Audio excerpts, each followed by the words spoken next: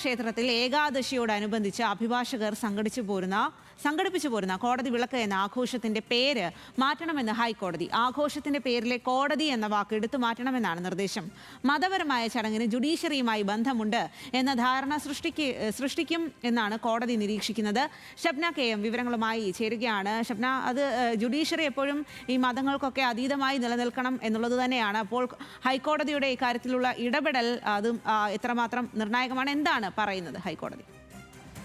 സ്വാതി, ഈ കോടതി വിളക്ക് എന്ന പേരുമായി ബന്ധപ്പെട്ടാണ് ഇത്തരത്തിലൊരു ആക്ഷേപം ഉയർന്നിട്ടുള്ളത്. 2022 ഹൈക്കോടതി ഈ വിഷയത്തിൽ ഇടപെട്ടിരുന്നു. കോടതി വിളക്ക് ആചാരം ഗുരുവായൂരിൽ ഏകാദശിയോടനുബന്ധിച്ച് നടത്തുന്ന ഒരു ചടങ്ങ്, പ്രത്യേക ചടങ്ങാണ്. നൂറ്റാണ്ടുകളായി ഇത്തരത്തിലുള്ള ഒരു ചടങ്ങ് അവിടെ നടക്കുന്നുണ്ട് എന്നത് തന്നെയാണ്. 2022 കോടതി ഇതിൽ ജുഡീഷ്യൽ ഓഫീസർമാരോ അഭിഭാഷകരടക്കമുള്ളവരോ പങ്കെടുക്കുന്നത് വിലക്കിയിരുന്നു. ജുഡീഷ്യൽ ഓഫീസർമാർ ഈ ചടങ്ങിൽ പങ്കെടുക്കരുത്, നേരത്തെ അത്തരത്തിൽ പങ്കെടുത്തിരുന്നു. പ്രത്യേകിച്ച് തൃശ്ശൂർ ചാവക്കാട് കോടതിയിലെ ജുഡീഷ്യൽ ഓഫീസർമാർ ഉൾപ്പെടെ പങ്കെടുത്തിരുന്നു.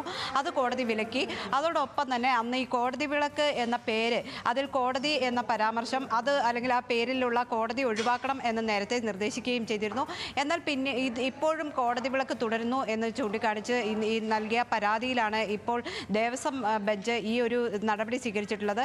ഇതിൽ 3 ആഴ്ചക്കകം തീരുമാനമെടുക്കാനാണ് കോടതി ഇപ്പോൾ നിർദ്ദേശിച്ചിട്ടുള്ളത്. വിളക്ക് ആകാം, പക്ഷേ കോടതി പാടില്ല എന്നാണ്. ശരി ഷബ്ന.